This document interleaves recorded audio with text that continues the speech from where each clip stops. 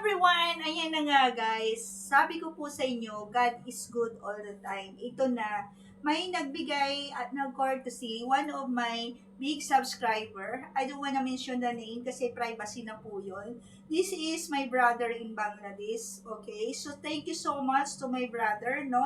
Talagang nakasupport po sila palagi, the brother of my big boss. So but anyway, thank you so much for your giving the blessings for us. Bumili po siya ng ating tubig. Okay, this is the budget and allowance of Sir Robert. So talagang grabe at mahal na mahal po nila si Sir Robert. And of course, ako din po. So bumili po siya ng panggulay. Squash, marami na tayong magagawa po dito. And 1 tray of egg.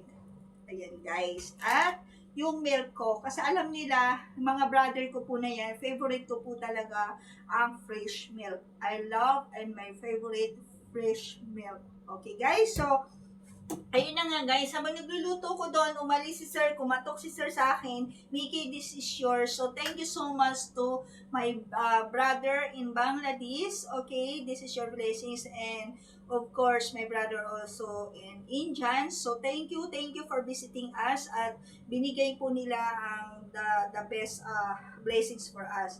So thank you also to all my subscriber in Bangladesh and to all my friends, no, to sharing the blessings and to subscribe and to watching my content, to all my viewers in Bangladesh. Thank you so much. Number 1 po sila nagsusupport sa akin. Number 1 is the Bangladesh to support me, to watching my daily cooking, the super tipid budget meal, to watching my daily lifestyle. Ayan, sinusubaybayan nila ako. And one of the bakit nag-trending ang aking episode because of the Bangladesh countries, no? Episode 3 since 2022. Okay, guys. So, yung Bangladesh na yan na nag-share why I dedicated my channel and my content is to all OFW and OFW means overseas foreign workers in Bangladesh. Not only for our Filipino kababayan po natin, talaga nagbibigay sila. So, very very soon, I cook and I promise yung sinabi kong biryani rice, biryani food, no?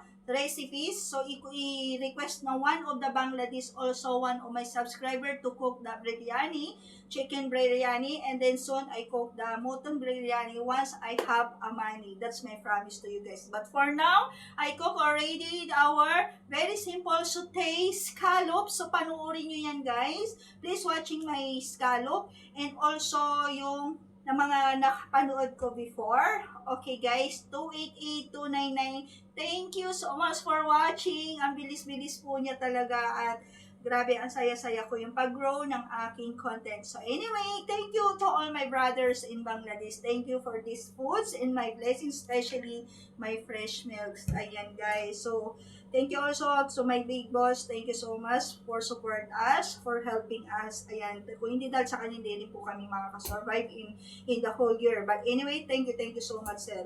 Anyway, please comment down below lang po. And please like, bell the notification bell to all subscriber. And subscribe my YouTube channel, Zai Digal Sote, to all my brother Bangladesh, Pakistan, India, and all in GCC people. Thank you so much. I love you all and God bless po. I love you so much. Bye. Thank you for watching. Bye.